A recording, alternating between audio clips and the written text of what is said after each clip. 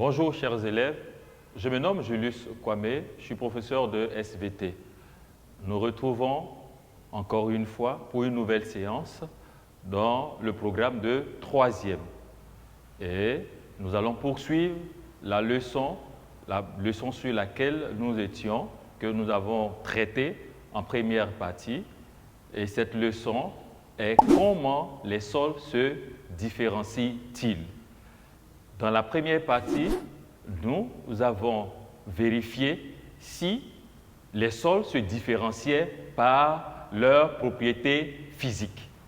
Et nous avons vu que les sols, effectivement, possèdent plusieurs propriétés physiques, dont la perméabilité, la porosité, la capacité de rétention en eau et la capacité en air. Aujourd'hui, nous allons vérifier la deuxième hypothèse intitulée « Les sols se différencient-ils par leur qualité ?» Cette hypothèse sera vérifiée en deux temps.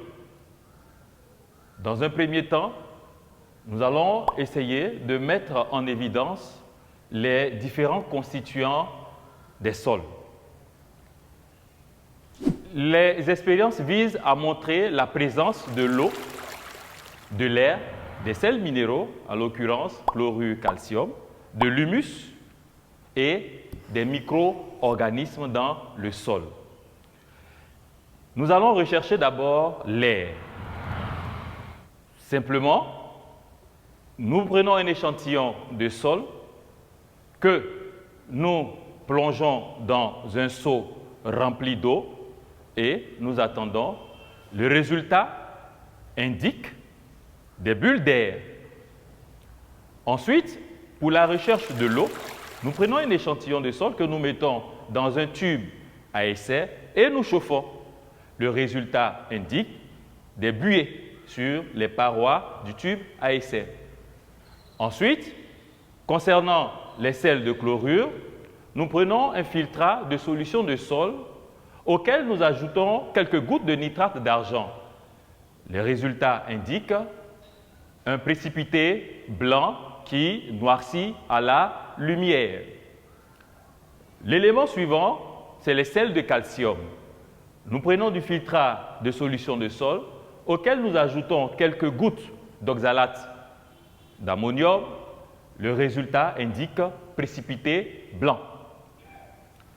Au niveau des colloïdes humiques, nous prenons ici un mélange d'eau, de compost et de soude auquel nous ajoutons du chlorure de sodium. Résultat, des flocons. Enfin, nous allons rechercher des micro-organismes ou êtres vivants. Ici, nous allons procéder par une expérience appelée expérience de Berlez, qui consiste simplement à récupérer de la litière et puis, à partir de cette litière-là, nous réalisons l'expérience en éclairant par-dessus l'échantillon qui est suspendu sur un pot transparent, qui est enveloppé d'un cache noir, d'un aluminium généralement, et puis on attend. Pendant un certain temps, le pot qui est juste en bas va recueillir des éléments et le résultat indique des êtres vivants. Quelle analyse peut-on faire de ces résultats? En effet, nous constatons qu'un sol immergé laisse échapper des bulles d'air. Mais lorsqu'il est chauffé, il laisse apparaître des buées sur les parois du tube à essai. En présence d'oxalate d'ammonium, le filtrat de la solution de sol donne un précipité blanc, alors que, en présence de nitrate d'argent, le filtrat de la solution de sol donne un précipité blanc qui noircit à la lumière. En présence de chlorure de calcium, la solution d'humus donne des flocons. Entendez par flocons de petites masses qui vont se déposer au fond du tube à essai. Enfin, l'observation d'une préparation de sol donne montre bien la présence de nombreux organismes vivants ou de nombreux êtres vivants. Quelle conclusion peut-on en tirer? Simplement que le sol contient de l'air, de l'eau, des sels minéraux, de l'humus, ainsi que des êtres vivants. Nous allons voir maintenant la deuxième partie dans la vérification de cette hypothèse. Alors, nous allons exploiter encore des résultats d'expérience. On étudie l'influence des sols sur le rendement des plantes.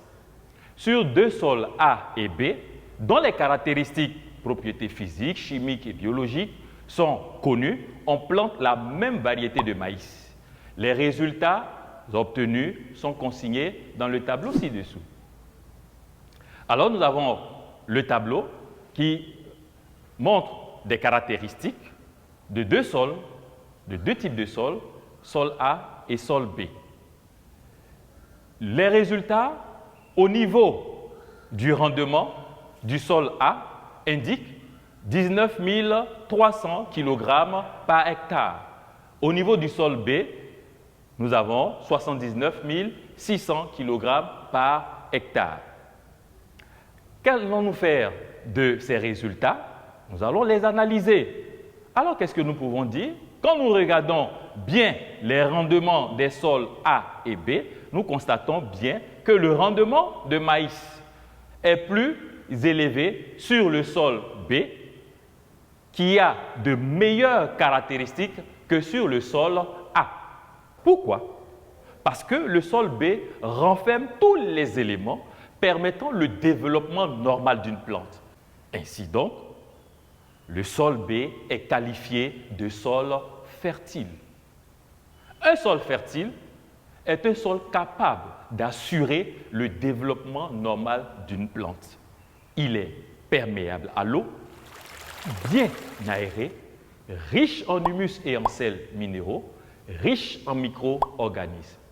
Le sol A, qui ne présente pas ces caractéristiques, est qualifié de sol infertile. Alors, nous pouvons tirer une conclusion pour dire simplement que les sols sont différents par leurs propriétés physiques, chimiques et biologiques. Ils n'ont donc pas la même fertilité. Pour conclure, au niveau de cette hypothèse, nous dirons que les sols se différencient par leur qualité. En conclusion générale, pour répondre aux problèmes posés, les sols se différencient par leurs propriétés physiques et par leur qualité. Nous allons faire une activité pour terminer complètement cette leçon.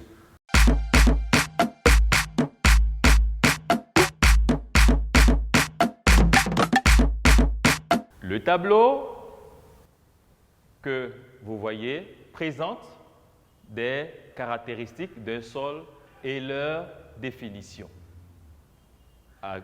Donc, sur un côté, vous avez les caractéristiques, porosité, perméabilité à l'eau, capacité de rétention en eau, et puis fertilité d'un sol.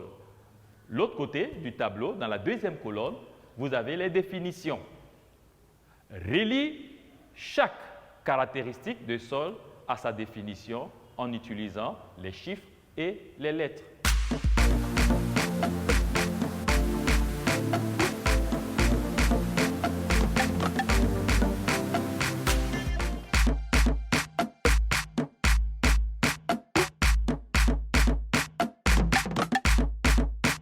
Les mots et groupes de mots suivants sont relatifs aux propriétés physiques d'un sol et aux caractéristiques d'un sol fertile.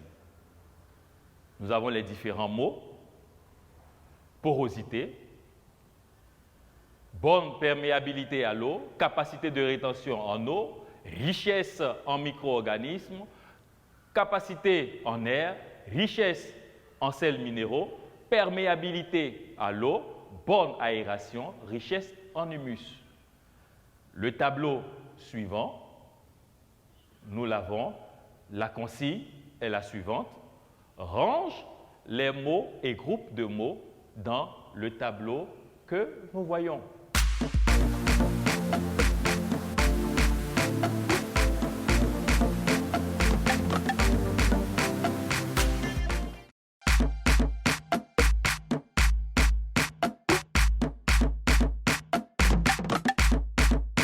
Nous allons corriger l'activité d'intégration. Pour l'exercice 1, je rappelle la consigne, relie chaque caractéristique du sol à sa définition en utilisant les chiffres et les lettres. Alors, rappelons-nous des caractéristiques dont nous avons parlé dans la première partie. La première caractéristique, c'est la porosité qui correspond au chiffre 1. La définition sera, donc en lisant les définitions, nous voyons que ça correspond à la définition qui porte la lettre A. Donc, la porosité, c'est l'ensemble des espaces libres présents dans un sol. Deuxième caractéristique, perméabilité à l'eau.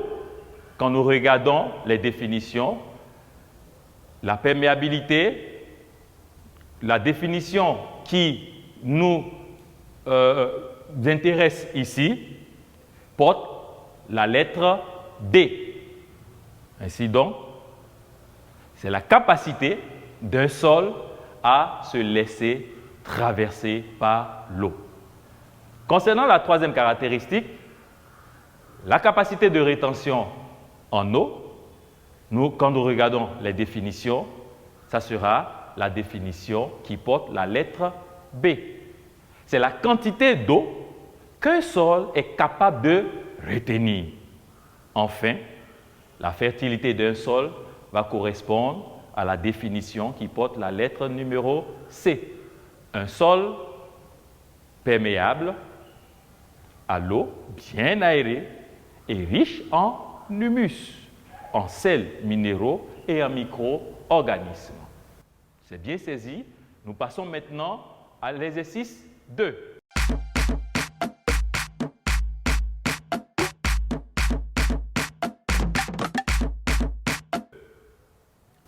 Nous devons ranger, donc je rappelle la consigne, nous devons ranger les mots et groupes de mots dans le tableau que nous avons à notre disposition.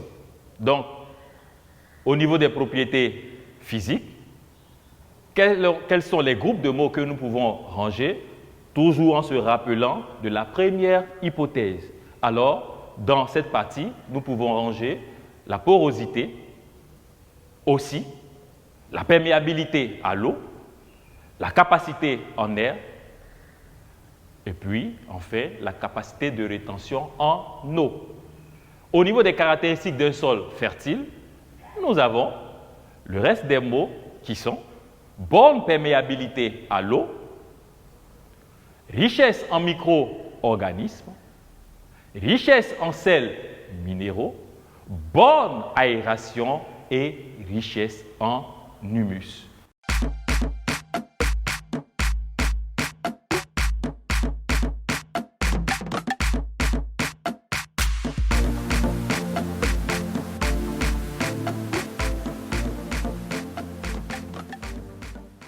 Alors, pour commencer cette leçon, nous allons vous lire une situation d'apprentissage à partir de laquelle nous allons tirer ou faire ressortir le titre de la leçon.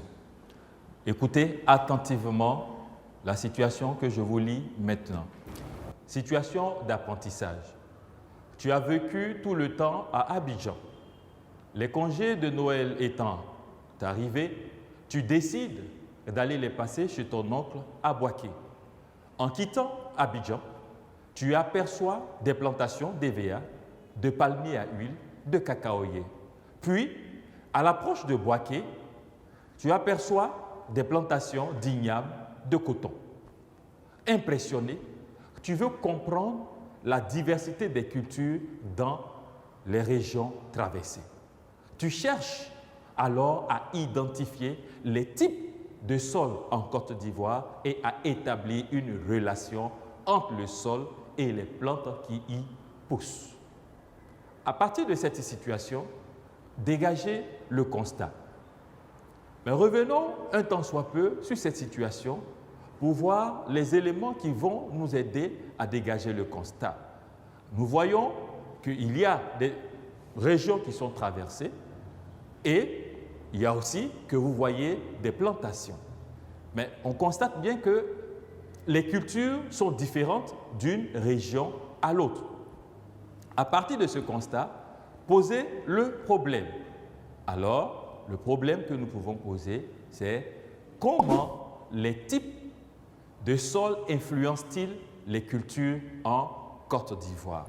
Alors, la nouvelle leçon a pour titre « Comment les types de sols influencent-ils les cultures en Côte d'Ivoire ?»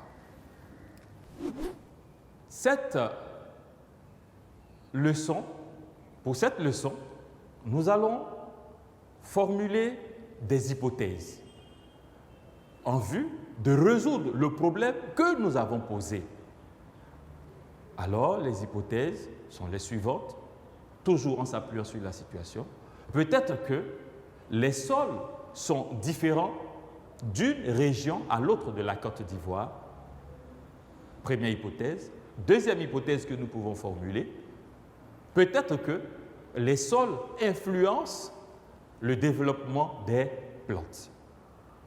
Nous allons mettre la première hypothèse sous la forme interrogative en vue de sa vérification. Alors, qu'est-ce que ça donne? Les sols sont-ils différents d'une région à l'autre de la Côte d'Ivoire?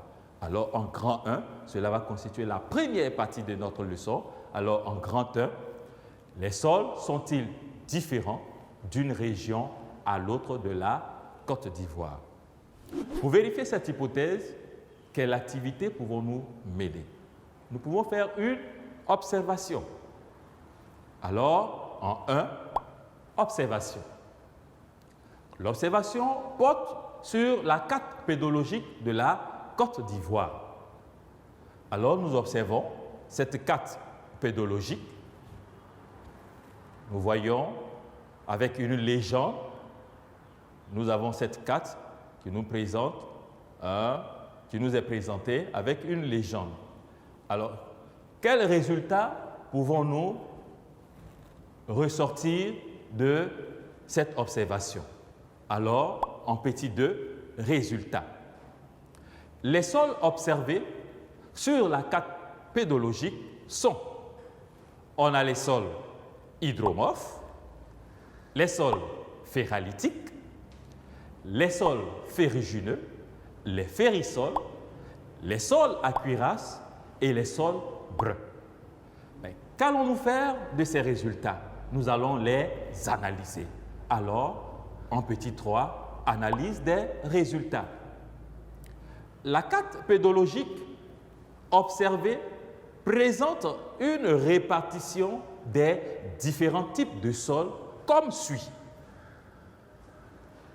On a d'abord les sols hydromorphes qui sont situés au niveau du littoral dans la région sud, donc dans la région d'Abidjan.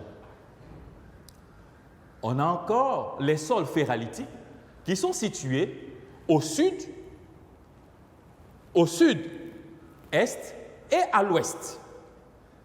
Les sols ferrugineux sont plutôt, eux, situés au centre et au nord.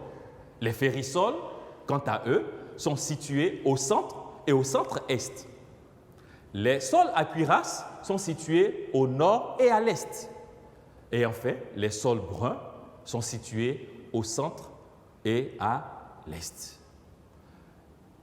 Une fois localisés, les différents sols que nous avons en Côte d'Ivoire, nous allons tirer une conclusion.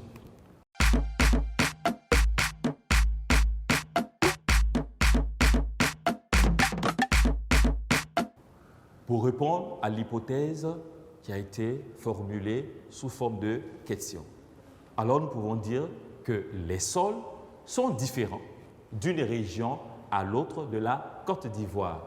Les trois principaux types de sols sont les sols ferralitiques, les sols ferrugineux et les sols hydromorphes. Chers élèves, c'est fini pour aujourd'hui. Rendez-vous pour la prochaine séance.